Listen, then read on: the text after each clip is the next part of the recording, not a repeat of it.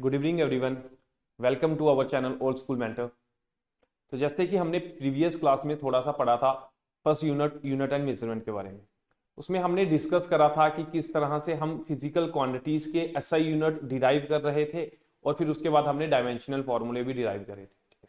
तो आज हम वहीं से शुरू करते हैं और कुछ क्वांटिटीज के डायमेंशनल फॉर्मूले हमने पढ़ लिए थे, बाकी के अभी हम सीखते हैं और एमसीक्यूज प्रैक्टिस करते हैं उन फिजिकल क्वांटिटीज के डायमेंशनल फॉर्मूलेस और एसआई यूनिट्स के बारे में। तो without wasting time let's start. तो first question, match the column. ये हमें फिजिकल क्वांटिटीज दी गई हैं और ये इनके डायमेंशंस हैं, तो हमने इनको मैच करना है और इसके ऑर्डर में हमने अरेंज करना है। तो देखो, फर्स्ट हमारी क्वांटिटी है वेलोसिटी। वेलोसिटी का डायमेंशन फॉर्मूला हमने पढ़ा था, क्या होता है भाई? सॉरी, वेलोसिटी का डायमेंशन फॉर्मूला जो हमने पढ़ा था वो क्या होता था? L T minus one. Clear है? फोर्स किसके इक्वल होती थी? मास इंटू एक्सेलरेशन, और मास के लिए m1, एक्सेलरेशन के लिए l1 t माइनस टू। उसी तरह से वर्क किसके इक्वल था? तो वो था फोर्स इंटू डिस्प्लेसमेंट। तो फोर्स और डिस्प्लेसमेंट, तो वो डायमेंशन फॉर्मूला बना था m1 l2 t minus two. और उसी तरह से मोमेंटम होता है मास इंटू वेलोसिटी, और उसका डायमेंशन फॉर्मूला बनेगा m l t। तो ये हमारा ऑर्डर आ गया। इस मैथ में अगर हम देखेंगे तो देखो, ये सेकंड के साथ जा रहा है, फोर्थ का फर्स्ट के साथ जा रहा है।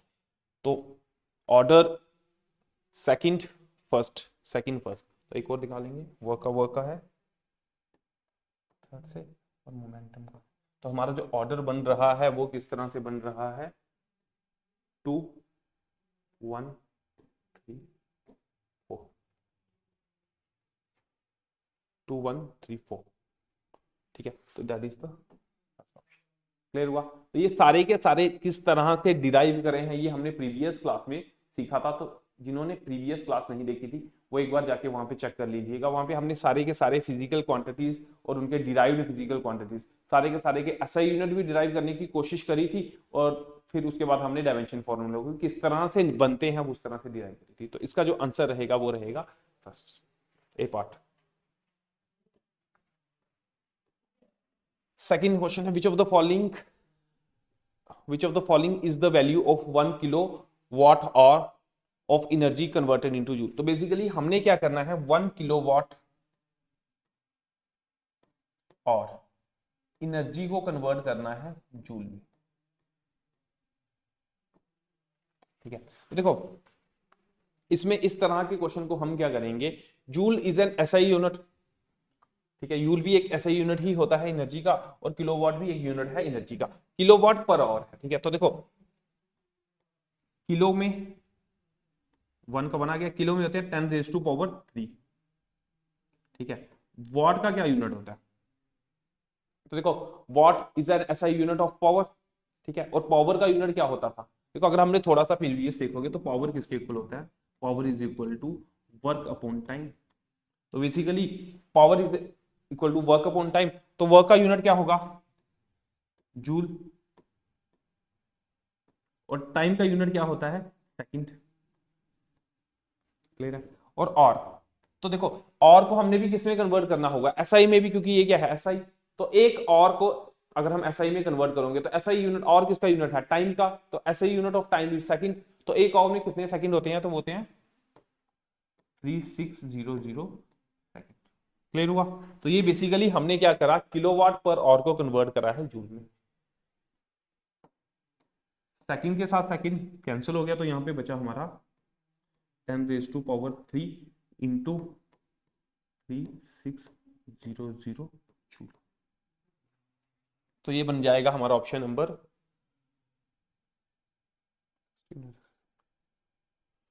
3। हाँ, तो ये हमारा ऑप्शन नंबर बन जाएगा। इसको हम इस तरह से भी लिख सकते हैं ना, 36 इंटू 10⁻⁵ जूल और 3.6 into 10⁻⁶ joule. That is option number 7। Clear हुआ? इस तरह का क्वेश्चन अगर कोई भी कन्वर्जन में आ रहा है तो हमने क्या करना होता है? देखो दो तरीके से हो सकता है, जहां तो वो एसआई में दिया गया होगा और किसी और में कन्वर्ट करने के लिए बोल दिया होगा, या फिर क्या होगा किसी और चीज, किसी और फिजिकल क्वांटिटीज में दे दिया गया। जैसे कि देखो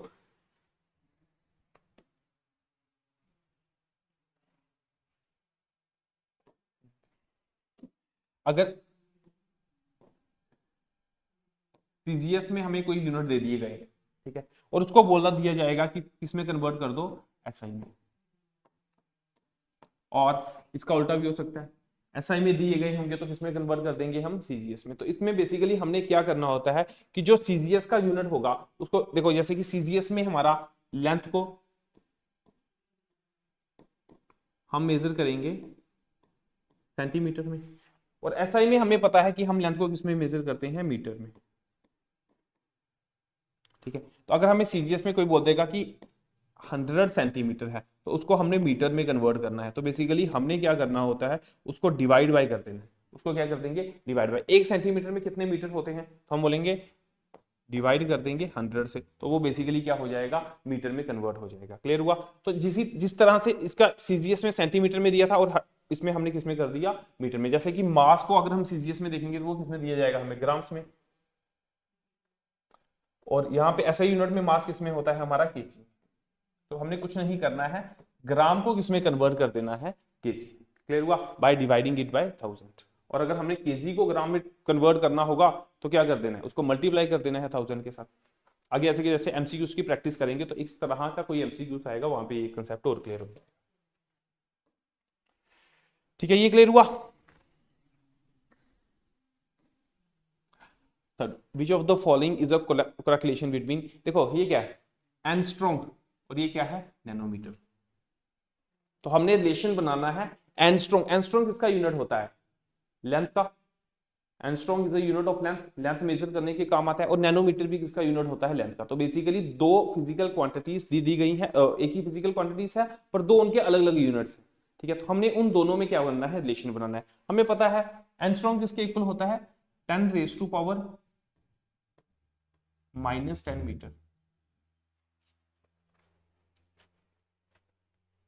ठीक है, एंगस्ट्रॉम होता है 10⁻⁻⁻ के।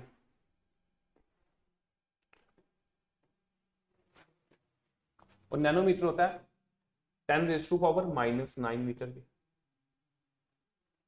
ठीक है, ये मेरा एंगस्ट्रॉम है और ये मेरा क्या है, नैनोमीटर। तो बेसिकली हमने इसको इसमें क्या करना है, कन्वर्ट करना है। ठीक है, तो देखो इसको हम क्या करेंगे, इसको हमने तो देखो इस क्वांटिटीज को, इस फिजिकल क्वांटिटीज को हम क्या करेंगे, मल्टीप्लाई करेंगे। किसके साथ मल्टीप्लाई करेंगे, देखो इसको अगर हमने मल्टीप्लाई कर दिया 10 के साथ और डिवाइड भी कर दिया 10 के साथ। क्लियर हुआ, क्या करा, मल्टीप्लाई भी करा 10 के साथ और डिवाइड भी कर दिया 10 के साथ। देखो ये किसके इक्वल हो जाएगा, 10, इसको ऊपर जाएगा तो ये बन जाएगा 10⁻⁻10 मल्टीप्लाई बाय 10। 10 और इसको हम क्या बोलते हैं, एंगस्ट्रॉम। क्लियर हुआ।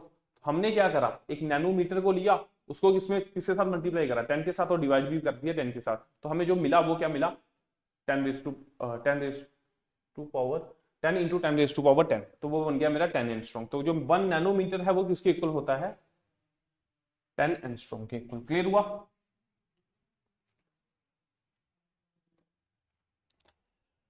The dimension formula of universal gravitational constant, universal gravitational constant को डिनोट करा जाता है जी से।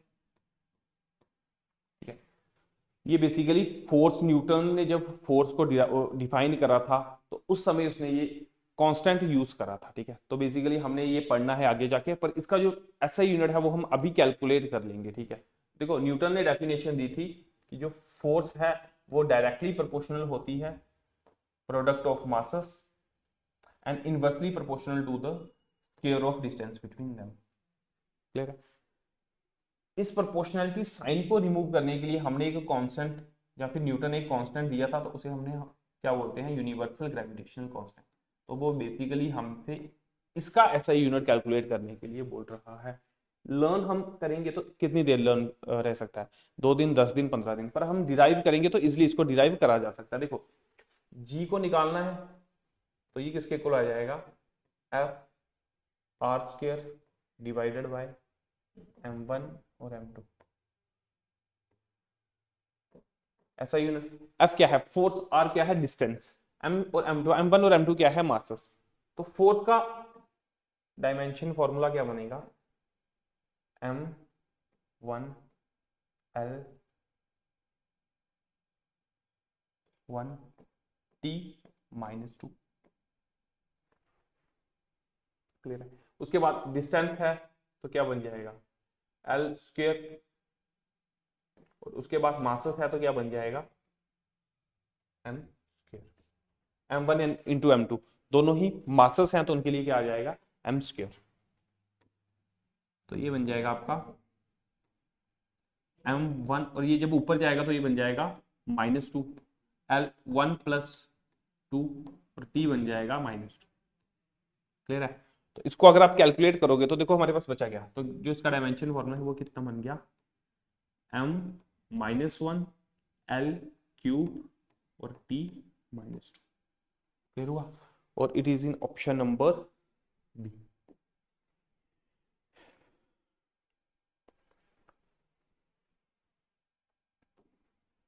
नेक्स्ट हमें मैच करना है, हमें फिजिकल क्वांटिटीज दे दी गई हैं और साथ में उनके डायमेंशन फॉर्मूले को भी दे दिया गया है और साथ में उसका मैच का ऑर्डर भी दिया गया है। तो हमने इसको मैच करना है। तो देखो पहले तो हम इसका ही करेंगे प्लैंक्स कांस्टेंट। तो प्लैंक कांस्टेंट किसके इक्वल होता है, तो बेसिकली पढ़ा है हमने रिलेशन, जब हम जानते हैं थोड़ा सा रिलेशन को, E is equal to H mu. E क्या थी एनर्जी, एच को क्या बोला जाता है प्लैंक कांस्टेंट, और म्यू को क्या बोला जाता है फ्रीक्वेंसी। तो इसको अगर हम थोड़ा सा फर्दर सिंप्लीफाई करेंगे तो ये हमें इस तरह से दिखेगा, एच म्यू, म्यू क्या होता है फ्रीक्वेंसी और ये होती है 1/t। तो बेसिकली हमने यूनिट निकालना है एच का, और एच किसके इक्वल आ गया E into T. E energy है, एनर्जी और वर्क का सेम यूनिट होता है, करा था हमने डिराइव, क्या होता है M one L two T minus two, और यहाँ पे टी का बन जाएगा 1। तो एच का जो डायमेंशन फॉर्मूला बन के आ रहा है वो आ रहा है M one L two T minus one. Clear हुआ। M one L two T minus two, तो ये बन गया M one L two T minus one. तो प्लैंक कांस्टेंट का बन गया हमारा, है किसी में वो देखो बी और डी, बाकी ये तो दो नहीं हो सकते। क्लियर है। उसके बाद हम देखते हैं स्ट्रेन। स्ट्रेन क्या होता है, हमने पढ़ी थी change in configuration upon original configuration. तो ये चेंज स्ट्रेन क्या है यूनिटलेस क्वांटिटी है, और ये m0 l0 t0, तो ये भी क्या हो गई यूनिटलेस क्वांटिटी हो गई। तो स्ट्रेन का आ रहा है हमारा थर्ड, तो स्ट्रेन का आ रहा है थर्ड, फोर्थ और थर्ड, फोर्थ और थर्ड। तो यहां से एक और ऑप्शन चेक करना पड़ेगा, लीनियर मोमेंटम।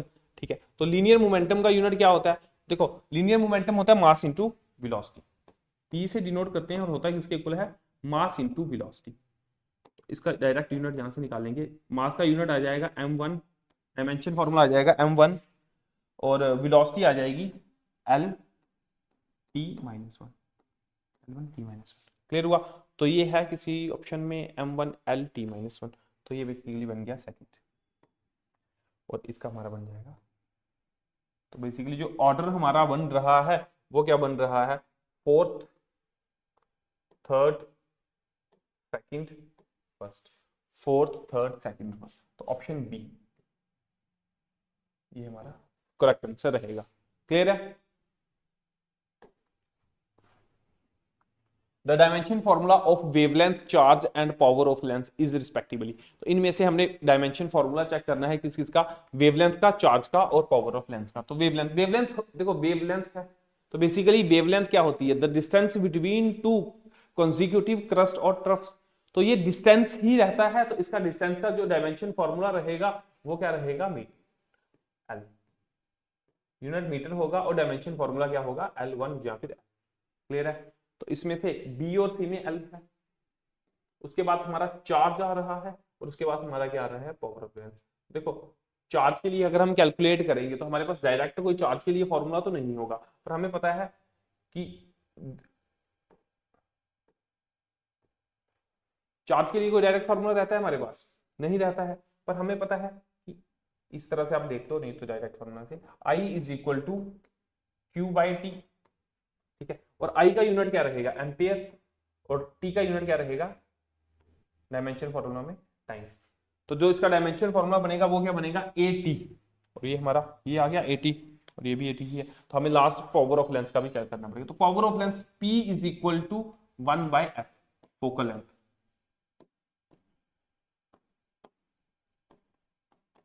और लेंथ को किसमें मेजर करते हैं मीटर में, और डायमेंशन फॉर्मूले में एल आ जाएगा, तो एल को ऊपर लेके जाओगे तो पावर ऑफ लेंस आ जाएगा L minus.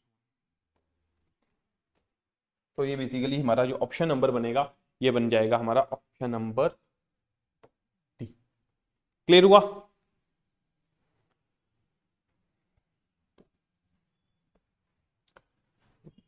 The dimensional formula of electrical potential is, potential electrical potential किसके इक्वल होता है? हमने पढ़ा था work done is equal to charge into potential. तो यहां से पोटेंशियल बन के आ जाएगा वर्क अपॉन चार्ज। क्लियर है? पोटेंशियल किसके इक्वल आ गया? Work upon charge. वर्क का डायमेंशन फॉर्मूला क्या होता है? m1L2T-2। और चार्ज का क्या होगा? तो चार्ज का तो अभी हमने पहले ही डिराइव करा था, वो क्या हो गया मेरा ए टी। क्लियर है? इसको जब हम ऊपर लेके जाएंगे तो ये बन जाएगा m1L2T-2 और ए। तो बेसिकली जो फॉर्मूला बन के आ रहा है वो आ रहा है m1L2T-3 और a-1, and it is option number A। Clear है? ये हमने कैलकुलेट करा था पिछली क्लास में भी, है ना। The dimension formula of electric resistance, resistance का डायमेंशन फॉर्मूला क्या होता है? रेजिस्टेंस क्या है? फंडामेंटल क्वांटिटी तो नहीं है, डिराइव क्वांटिटी है, तो मतलब कि इसका डायमेंशन फॉर्मूला भी क्या करना पड़ेगा? डिराइव ही करना पड़ेगा। According to Ohm's law V is equal to I R. तो यहाँ पे R किसके इक्वल आ जाएगा? V upon I। क्लियर है? तो यहां से डायमेंशन फॉर्मूला V का भी हमने प्रीवियस में ही कैलकुलेट करा है। क्या है? m1L2T-3 m1L2T-3 a1 चेक कर लेना। ठीक है? करंट का रहता है एम्पियर ए। तो इसका रेजिस्टेंस का डायमेंशन फॉर्मूला क्या बन जाएगा? m1L2T-3 a-2। क्लियर हुआ? और ये ऑप्शन नंबर होगा हमारा m1L2T-3 और तो it is option number first. Clear है? The unit of pressure is, SI unit of pressure, तो प्रेशर का ऐसा यूनिट पूछा है। ठीक है? प्रेशर किसके इक्वल होता है? Pressure is equal to force upon area. और फोर्स का जो ऐसा यूनिट होता है, एक तो देखो क्या होता था जो हमने डिराइव करा था, सॉरी जो हमने डिराइव करा था, क्या होता था? केजी मीटर पर सेकंड स्क्वायर, और एरिया का आ जाएगा मीटर स्क्वायर। इसका बन जाएगा केजी पर सेकंड पर मीटर स्क्वायर, और इस तरह से भी लिख सकते हैं इसको केजी पर मीटर स्क्वायर पर सेकंड स्क्वायर। तो ये ऑप्शन नंबर रहेगा हमारा, कोई नहीं है तो नन ऑफ दिस। इनमें से कोई भी ऐसा यूनिट नहीं है जो इससे मैच कर रहा है, तो इसका आंसर क्या रहेगा? None of this. The unit of momentum, इसको पॉज लेके आप खुद ही कैलकुलेट करने की सोचना। देखो मोमेंटम है, अभी पहले भी मैंने लिखा था लीनियर मोमेंटम, डिफरेंट होगा, यहाँ पे होगा द ऐसा यूनिट ऑफ लीनियर मोमेंटम। ठीक है? करेक्ट कर लेना, यहाँ पे होगा।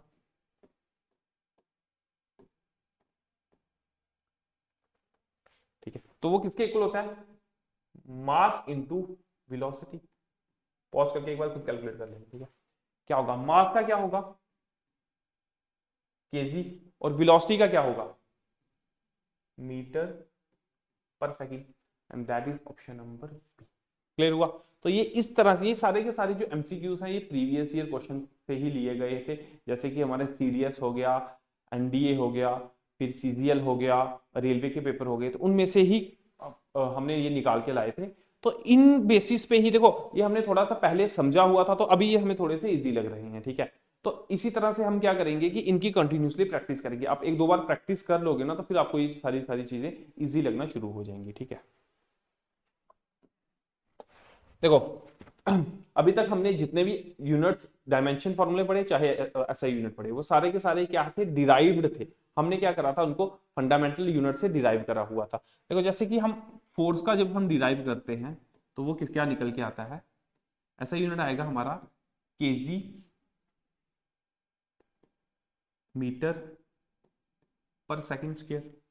केजी मीटर पर सेकंड स्क्वायर किया था, तो ये इसका ऐसा यूनिट है। पर एक इसका और यूनिट होता है, उसे भी हम ऐसा यूनिट ही बोलते हैं, और वो कॉमनली यूज होता है। ये कौन सा ऐसा यूनिट है, डिराइव्ड एसआई यूनिट। ठीक है, एक और मोस्ट कॉमनली आपने सुना होगा जो फोर्स को मेजर करने के काम आता है, इसी का दूसरा नाम बोल सकते हैं हम उसको, उसे हम क्या बोलते हैं, न्यूटन। देखो अभी हम 10 बार फोर्स मेजर करनी होगी, तो 10 बार इसका तो नहीं ना लिख सकते, तो हम क्या करते हैं, इसका एक नया यूनिट है, उसको नया यूनिट नहीं बोलेंगे, मतलब कि बोलेंगे इसी का दूसरा नाम रख दिया गया है, और उस यूनिट को हम क्या बोलते हैं, न्यूटन। एक न्यूटन किसके इक्वल होता है, 1 केजी 1 मीटर 1 सेकंड स्क्वायर के इक्वल ही होगा। ठीक है ना, 1 के देखो 1 न्यूटन इसी के इक्वल होगा। ठीक है ना, 1 केजी 1 मीटर इंटू 1 पर सेकंड स्क्वायर इसी के इक्वल होगा। तो ये बेसिकली इसका दूसरा नाम होता है। तो फोर्स का जो ऐसा यूनिट है ये रहेगा, डिराइव्ड है, पर इसका जो नाम होगा वो क्या रहता है, न्यूटन। उसी तरह से मैं थोड़ा सा लिख देता हूं, वर्क का क्या होता है, जूल। क्लियर हुआ? उसके बाद हमारा एनर्जी का क्या होता है, एनर्जी का हमारा रहता है वाट। ठीक है, कभी कभी एनर्जी का हम कैलोरीज भी लिख देते हैं। ठीक है, तो ये है कुछ नहीं, ये जो हमने डिराइव करा था वही है, बस उसका जो दूसरा नाम था वो हमने क्या रख दिया था, जूल। जैसे कि देखो वर्क डन जब हमने डिराइव करा था तो वो आया था हमारा केजी मीटर स्क्वायर। तो ये जो केजी मीटर स्क्वायर है ये किसके इक्वल होता है, जूल के इक्वल होता है। क्लियर हुआ? तो अभी हम इसके एमसीक्यूज करते हैं थोड़ी और।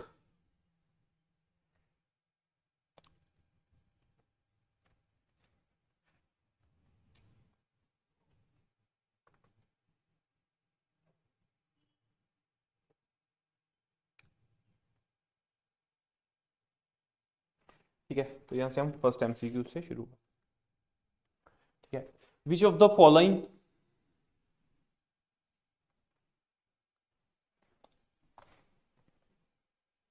अच्छा, विच of the following have the same units, इनमें से कौन सी को फिजिकल क्वांटिटीज ऐसी हैं जिनके की यूनिट क्या रहते हैं, सेम रहते हैं। तो फर्स्ट हमें ऑप्शन दिया गया है वर्क एंड पावर। वर्क ऐसा यूनिट क्या होता है, जूल, और पावर किसके इक्वल होती है, वाट। पावर का ऐसा यूनिट वाट होता है और वर्क का क्या होता है, जूल। तो ये दोनों तो सेम नहीं है। उसके बाद टॉर्क और मूवमेंट ऑफ इनर्शिया, टॉर्क किसके इक्वल होती है, torque is equal to R cross, R होता है डिस्टेंस और एफ क्या होती है, फोर्स। तो इसका अगर आप यूनिट कैलकुलेट करोगे तो आर का तो आ जाएगा मीटर, और इसका क्या आ जाएगा, न्यूटन। तो टॉर्क का ऐसा यूनिट क्या आ जाएगा, न्यूटन मीटर। ठीक है, उसी तरह से मूवमेंट ऑफ इनर्शिया किसके इक्वल होता है, आई से डिनोट करा जाता है, और ये होता है mass into R square. R क्या है यहाँ पे, distance from the perpendicular axis. तो यहाँ पे इसका आ जाएगा मास का केजी और इसका आ जाएगा मीटर स्क्वायर। तो ये दोनों भी क्या है, इक्वल नहीं है। ठीक है ना, ये दोनों भी इक्वल नहीं है, तो ये भी नहीं होगा। वर्क और टॉर्क, तो वर्क का ऐसा यूनिट क्या होगा, देखो वर्क का जूल होगा, और टॉर्क का हमने निकाला है न्यूटन और मीटर न्यूटन। ठीक है, देखो जूल वर्क का है, क्लियर है, और वर्क डन हमें फिजिकली होता किसके इक्वल है, तो एक जूल को अगर हम देखोगे तो देखो वर्क डन होता है फोर्स इनटू डिस्प्लेसमेंट, और फोर्स का यूनिट क्या होता है, न्यूटन, और डिस्प्लेसमेंट क्या क्या होगा, मीटर। तो ये बेसिकली ये जो वर्क डन है इसका यूनिट जूल भी होता है और 1 joule is equal to newton metre भी हो सकता है, क्योंकि ये इसी से बना हुआ है। और टॉर्क का यूनिट क्या निकाला था अभी हमने, न्यूटन मीटर। तो ये दोनों क्या हो गए, इक्वल हो गए। तो इसका हमारा जो करेक्ट ऑप्शन रहेगा वो रहेगा ऑप्शन सी। क्लियर हुआ। हमने क्या करना है, सारे के सारी फिजिकल क्वांटिटीज के एसआई यूनिट लिख देने हैं, और जिनका सेम आएगा उसी को हम क्या करेंगे, टिक कर देंगे। हम देखो इस तरह से भी कर सकते हैं, या फिर जो हमने डिराइव करे हुए थे, डिराइव भी करे हुए थे ना, तो हम उनको भी देख के कर सकते हैं। वो थोड़े से टाइम कंज्यूमिंग होते हैं। अगर आपको ये डायरेक्ट याद रह रहे हैं ठीक है, नहीं तो आप जिस तरह से हमने डिराइव करे थे ऐसा यूनिट हम उस तरह से भी करेंगे, तब भी हमें आंसर क्या मिलेगा, सेम मिलेगा। क्लियर है। नेक्स्ट क्वेश्चन पे चलते हैं अभी हम।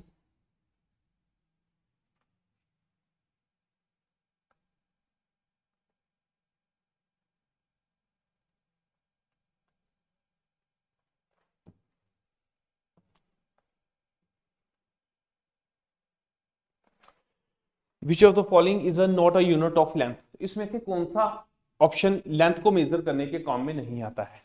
एंगस्ट्रॉम है, किसके इक्वल होता है, 10⁻⁻10 मीटर। और ये क्या मेजर करता है, लेंथ को ही मेजर करता है। लाइट ईयर, लाइट ईयर किसको मेजर करने के काम आता है, तो ये क्या होता है, the distance travelled by a light in 1 year. तो बेसिकली ये भी क्या होता है, डिस्टेंस ही मेजर करता है। परसेक भी हमने पढ़ा था, एस्ट्रोनॉमिकल बॉडीज के डिस्टेंस को मेजर करने के काम आता है। तो जो ये जूलियन ईयर, ये बेसिकली किसका यूनिट होता है, टाइम। ये टाइम को मेजर करने के काम आता है। तो इनमें से कौन सा यूनिट है जो लेंथ को मेजर करने के लिए नहीं आता है, तो वो कौन सा है, जूलियन। Option number D. क्लियर है।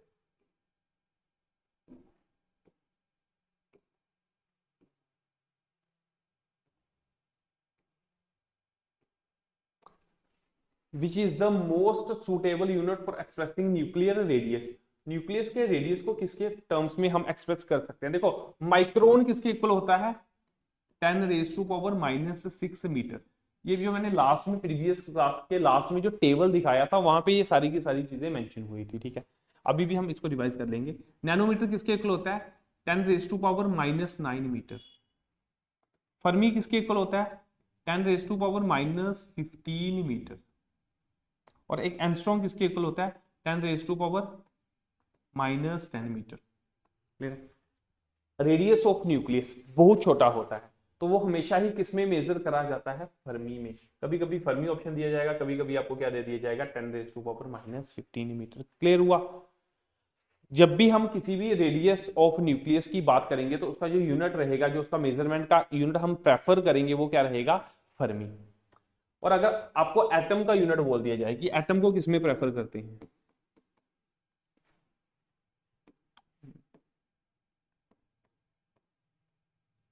उसके लिए हम हमेशा ही क्या यूज करते हैं, 10⁻⁻10 मीटर, दैट इज एंगस्ट्रॉम। ठीक है ना, तो उसको हमेशा ही किसमें मेजर करा जाता है, एंगस्ट्रॉम में। और इसको कभी कभी इस तरह से लिख। क्लियर हुआ।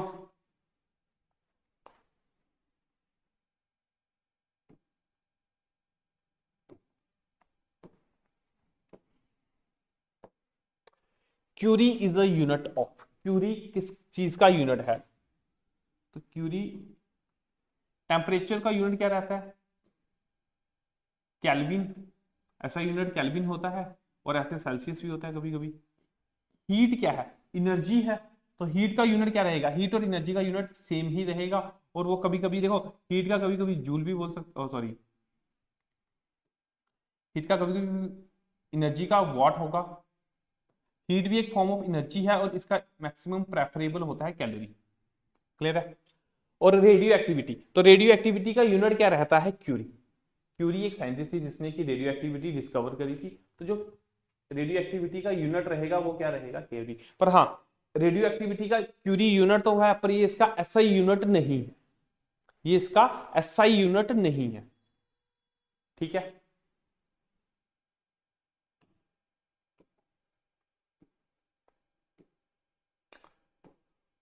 Pascal is a unit of, pascal किस चीज का यूनिट है, पढ़ा है, पढ़ा हुआ क्वेश्चन है। प्रेशर, प्रेशर को किसमें मेजर करते हैं हम? पास्कल में।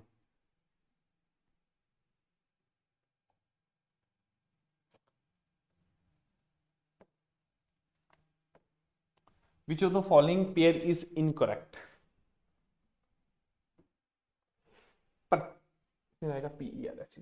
परसेक, परसेक हमेशा ही डिस्टेंस मेजर करने के काम आता है। बैरल हमेशा ही लिक्विड, कितना लिक्विड होगा, एक बैरल, दो बैरल, तीन बैरल, जो हम ऑयल इंपोर्ट करते हैं वो इन बैरल्स में आता है। ठीक है, तो ये भी क्या होगा, लिक्विड को मेजर करने के काम आएगा। लाइट ईयर किसका यूनिट होता है? अभी पढ़ा था, टाइम का या फिर लेंथ का। तो बेसिकली लाइट ईयर क्या है? Distance travelled by light in 1 year. तो वो क्या था? डिस्टेंस ही था, अभी पढ़ा था हमने। तो लाइट ईयर क्या है? डिस्टेंस का यूनिट होता है। और यहाँ पे किसका दिया गया है? टाइम का। तो ये क्या है? इनकरेक्टली मैच है, और ये हमारा आ जाएगा option number A, only third. Clear हुआ?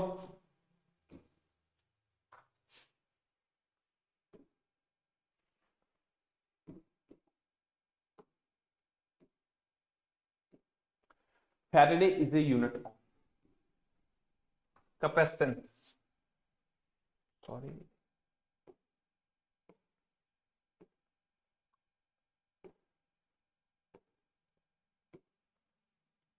ठीक है, Faraday is a unit of, तो Faraday किसका यूनिट रहता है? कैपेसिटेंस का। कैपेसिटेंस का यूनिट क्या रहता है? फैरेड। उसी तरह से अगर इंडक्टेंस किसका, इसका ऐसा यूनिट क्या होता है? हेनरी। हेनरी। रेजिस्टेंस का ऐसा यूनिट क्या होता है? ओम। और conductance is a reciprocal of resistance, तो इसका जो ऐसा यूनिट होता है वो क्या होता है? ओम इनवर्स और मोह।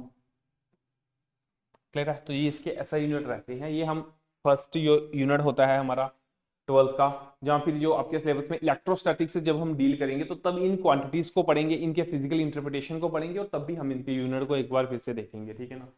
अभी के लिए अभी आप लर्न कर सकते हो।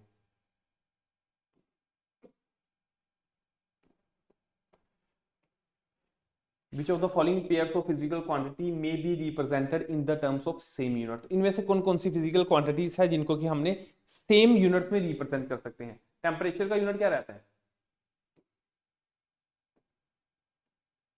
केल्विन। और मोल का? मोल। तो ये तो नहीं होगा। Heat and work, heat is a form of energy, और एनर्जी को ही हम स्टोर करते हैं इन the form of work. Heat is a form of energy, और एनर्जी को ही हम स्टोर कर देते हैं इन द फॉर्म ऑफ वर्क। तो एनर्जी, हीट का यूनिट होगा कैलोरी, और वर्क का यूनिट होगा जूल। और कभी कभी ये यूनिट क्या होते हैं? इंटर कन्वर्टेबल होते हैं। ठीक है ना? ये एनर्जी और वर्क, कभी कभी हम वर्क को जूल में लिख रहे हैं, कभी कभी हम हीट को क्या करते हैं? कैलोरी में लिखते हैं, और कभी कभी हम इन दोनों को क्या कर देते हैं? इंटर कन्वर्टेबल भी कर देते हैं, क्योंकि हम जो वर्क डन करते हैं उसको ही स्टोर कर लेते हैं इन the form of the energy. तो ये क्या होता है? Same unit. तो इन दोनों के यूनिट क्या होते हैं? सेम होते हैं। हीट एंड टेम्परेचर, देखो हीट और टेम्परेचर का अलग अलग यूनिट होता है। Heat is the form of energy, और इसका यूनिट कैलोरी रहेगा या फिर जूल रहेगा।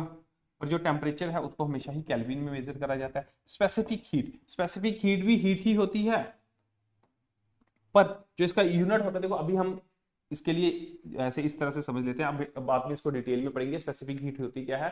Amount of the heat required to raise the temperature of a substance through a unit degree Celsius. तो ये क्या होती है? कैलोरी पर ग्राम पर डिग्री सेल्सियस, या फिर पर डिग्री केल्विन।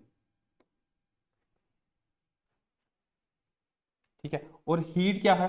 हीट तो in the form of energy ही है, उसका कैलोरी रहता है। तो इन दोनों का यूनिट भी सेम नहीं होता है। तो हीट और वर्क, इन दोनों का यूनिट क्या होता है? सेम ही रहता है। क्लियर हुआ?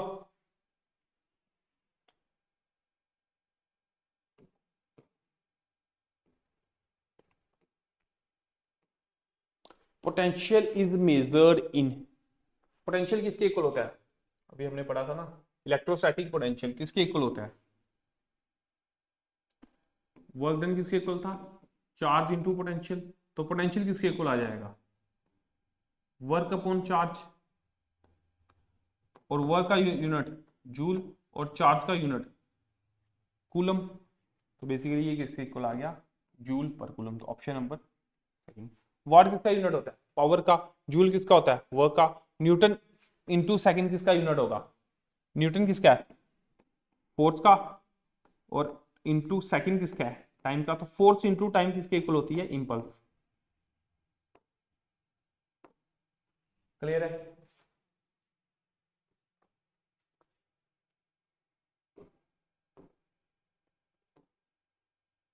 Match the list. तो इन दोनों को हमने मैच करना है इन द फॉर्म ऑफ देयर ऐसा यूनिट्स। एक्सेलरेशन का क्या यूनिट रहेगा, मीटर पर सेकंड। नहीं, एक्सेलरेशन रहती है हमारी मीटर पर सेकंड स्क्वायर। इसमें कोई ऑप्शन है नहीं। ओके चलो देखते हैं इसको एक मिनट। इंपल्स होती है फोर्स इंटू डिस्प्लेसमेंट, तो ये आ जाएगा न्यूटन। सॉरी, इंपल्स होती है फोर्स इंटू टाइम। क्लियर है। तो ये आ जाएगा न्यूटन पर सेकंड। फोर्स होती है ऐसा यूनिट न्यूटन। वर्क डन का होगा जूल। और एक्सेलरेशन किसके इक्वल होती है, तो एक्सेलरेशन हमारी होती है मीटर पर सेकंड स्क्वायर। तो यहां पे आएगा मीटर पर सेकंड स्क्वायर। क्लियर हुआ। तो ये हमारा ऑर्डर क्या बना, 4 1 3 2, 4132 and that is option number C. यहाँ पे थोड़ा सा प्रिंटिंग मिस्टेक थी, यहाँ पे आएगा मीटर पर सेकंड स्क्वायर। और इंपल्स होती है हमारी फोर्स इंटू टाइम, और ये वो आ जाएगा न्यूटन पर सेकंड।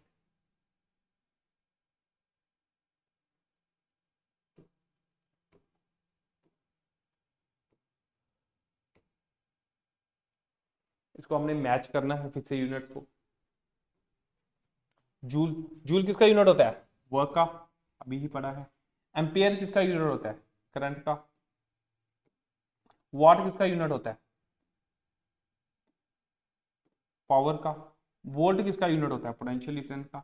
और कैलोरी किसका यूनिट होता है, हीट का। Heat is an energy, energy का यूनिट कैलोरी भी रहता है। तो ये हमारा ऑप्शन नंबर बन रहा है, कौन सा है, 3 1 2 4 5। 3 1 2 4 5 that is option number first. Clear है।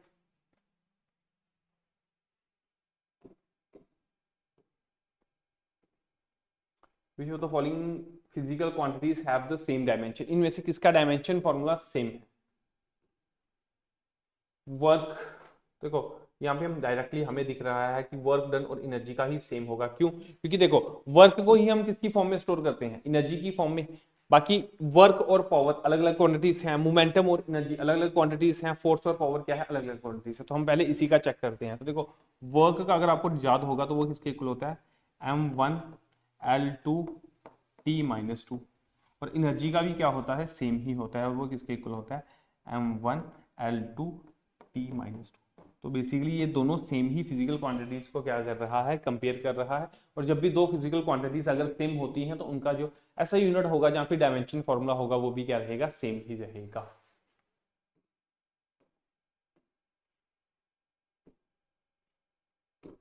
फिर से हमने मैच करना है यूनिट्स और उनकी क्वांटिटीज को। तो ल्यूमिनेस ऑफ इंटेंसिटी का क्या होता है, कैनेडेला। अमाउंट ऑफ सब्सटेंस का मोल्स, टाइम का सेकंड, और टेम्परेचर का केल्विन। तो क्या ऑर्डर बना है हमारा, 2 4 3 1 एंड दैट इज ऑप्शन 2 4 3 1। हाँ, ऑप्शन नंबर फर्स्ट। क्लियर है।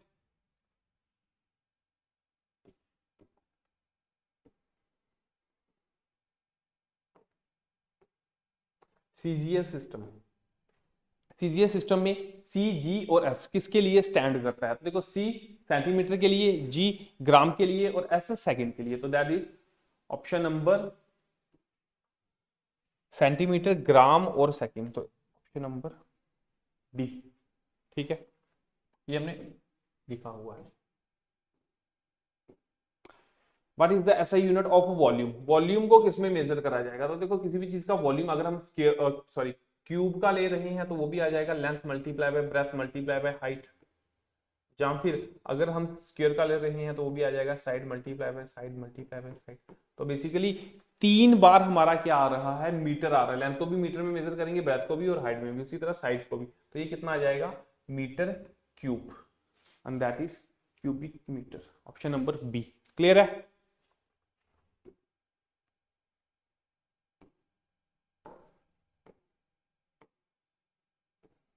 A light year is, light year क्या होता है, distance travelled by a light in 1 year.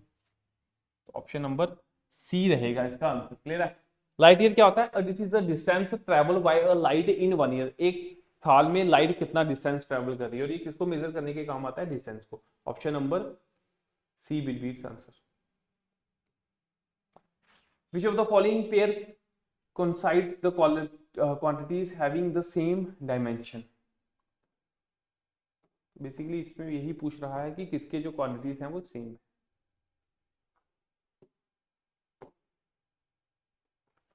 Work और फोर्स की सेम डायमेंशन होते हैं? नहीं।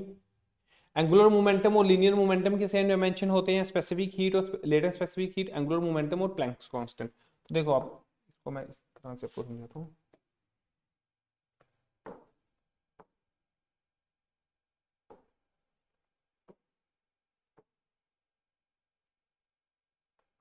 ठीक है, तो देखो यहां से शुरू करते हैं हम वर्क से। वर्क क्या डायमेंशन होते हैं वर्क के, m1 l2 t-2, और उसी तरह से फोर्स के क्या होते हैं, m1 l1 t-2। तो ये दोनों सेम नहीं है। एंगुलर मोमेंटम और लीनियर मोमेंटम, एंगुलर मोमेंटम हमारा होता है r क्रॉस p, और linear momentum p is equal to mv। तो इसके जो यूनिट रहेंगे एंगुलर मोमेंटम के, और पहले तो हम लीनियर मोमेंटम के लिख लेंगे, तो वो हो जाएगा मास ml1 t-1, और इसके रहेंगे m1 l2 t-1। क्लियर हुआ? इन दोनों के भी ऐसा यूनिट क्या है, सॉरी डायमेंशनल फॉर्मूले क्या है, सेम नहीं है, ऐसा यूनिट भी सेम नहीं होंगे। स्पेसिफिक हीट और स्पेसिफिक लेटेंट हीट, तो अभी मैंने बोला कि स्पेसिफिक हीट और specific latent heat same physical quantities नहीं होती है। इसका यूनिट कैलोरी में होता है, इसका कैलोरी पर ग्राम पर डिग्री सेल्सियस होता है। ठीक है, तो ये भी सेम यूनिट नहीं होते हैं। एंगुलर मोमेंटम और प्लैंक कांस्टेंट देख लेते हैं। तो एंगुलर मोमेंटम का तो अभी हमने निकाला है, क्या आया है, m1 l2 t-1, और Planck's constant E is equal to H mu, that is E is equal to h by t। तो ये बेसिकली क्या हो रहा था, h is equal to E into T. तो इसका जो अगर हम यूनिट निकालेंगे तो ये आ जाएगा, एनर्जी का क्या यूनिट होता है, m1 l2 t-2, और इसका आ जाएगा t। तो ये आ जाएगा मेरा m1 l2 t-1, और ये दोनों ही क्या आ रहे हैं, इक्वल आ रहे हैं। तो angular momentum and Planck constant have the same dimension formula. Clear हुआ इसको? देखो ये जो स्पेसिफिक हीट है, स्पेसिफिक लेटेंट हीट है, हीट कैपेसिटी है, ये सारे थर्मोडायनामिक्स की क्वांटिटीज है, तो हम इनको डिटेल में वहां पे पढ़ेंगे। आपको बस इतना ध्यान रखना है, स्पेसिफिक हीट और स्पेसिफिक लेटेंट हीट ये दोनों ही क्या है, दो अलग अलग फिजिकल क्वांटिटीज होती हैं। क्लियर हुआ?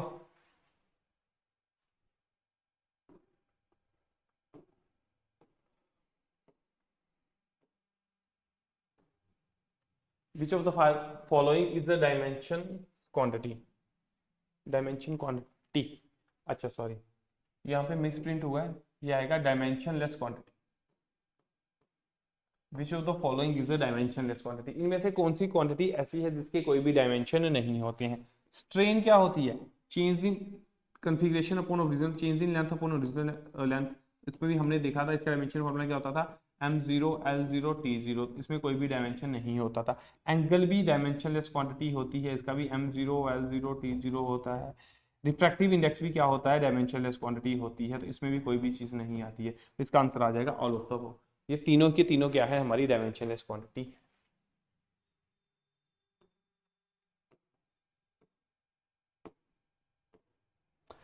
Identify the unit measuring for intensity of sound, sound की कितनी तीव्रता है, हम उसको किस में मेजर करते हैं, तो ठीक है, उसको हमेशा ही मेजर करा जाएगा डेसिबल में। इंटेंसिटी ऑफ साउंड को हमेशा ही मेजर करा जाएगा डेसिबल में, और फ्रीक्वेंसी को हर्ट्ज में। Which of the unit of physical quantity momentum, तो मोमेंटम के क्या यूनिट होते हैं, ठीक है, तो मोमेंटम किसके इक्वल होता है, मास इनटू वेलोसिटी। क्लियर है। और यहाँ पे इस तरह का कोई भी यूनिट हमें नहीं दिख रहा है, पर अगर हम देखेंगे तो इसको थोड़ा सा हम इस तरह से लिख सकते हैं ना, मास मोमेंटम को मास इनटू वेलोसिटी। और अच्छा इसका देख लेते हैं न्यूटन सेकंड, तो न्यूटन का क्या बनेगा, फोर्स, जो कि होती है मास इनटू एक्सेलरेशन और इनटू सेकंड,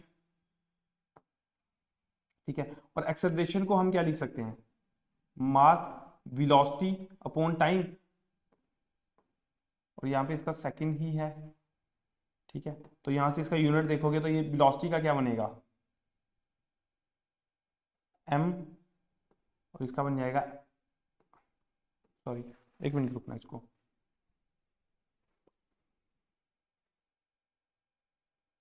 इसको हम इस तरह से समझते हैं, ठीक है। मोमेंटम हमारा होता है मास इंटू वेलोसिटी के इक्वल, ठीक है। अभी हमारा जो हमने देखना है कि इसका यूनिट किसके साथ मैच हो रहा है, यहाँ पे हमें न्यूटन सेकंड दिया गया है, Newton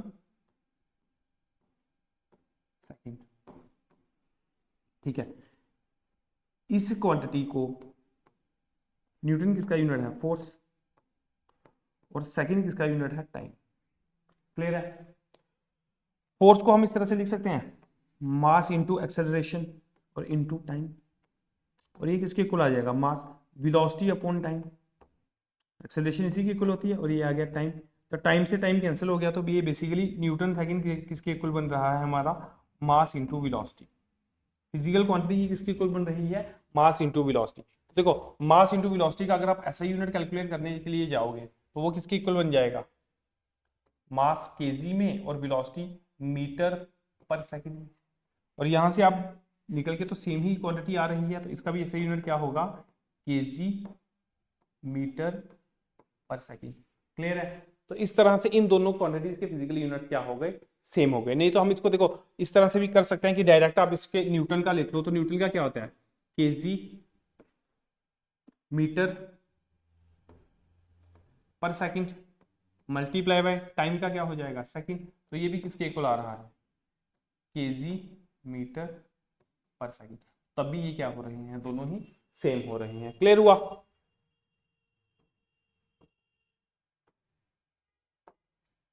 frequency is measured in, तो फ्रीक्वेंसी को हम किस में मेजर करते हैं, हर्ट्ज में। Frequency is always measured in hertz.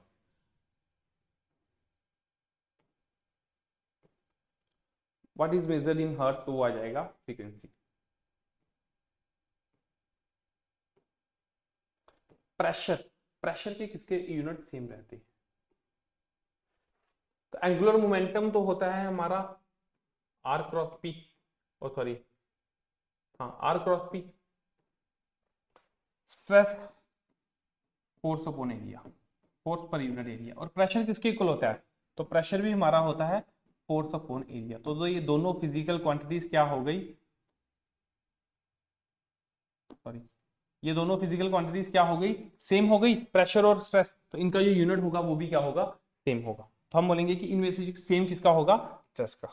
Strain होती है change in length upon original length, तो ये यूनिट लेंथ क्वांटिटी होती है, और वर्क का रहता है joule.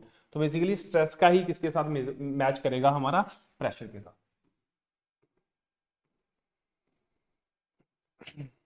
एंस्ट्रॉन्ग is the unit of, एंस्ट्रॉन्ग में हम क्या मेजर करते हैं, देखो एनर्जी मेजर नहीं करते हैं, फ्रीक्वेंसी नहीं करते हैं, वेव लेंथ। तो एंस्ट्रॉन्ग में हमेशा ही क्या मेजर करते हैं हम, लेंथ, ठीक है। और दो वेव्स के बीच में जो कंसेक्यूटिव जो नोड्स और एंटी नोड्स बनते हैं, वेव्स चैप्टर में इसको हम डिटेल में पढ़ेंगे। तो बेसिकली आपने ये याद रखना है कि जो लेंथ होती है वही मेजर करने के लिए काम आता है angstrom. What is the unit of pressure, pressure किसके इक्वल होता है, फोर्स पर यूनिट एरिया।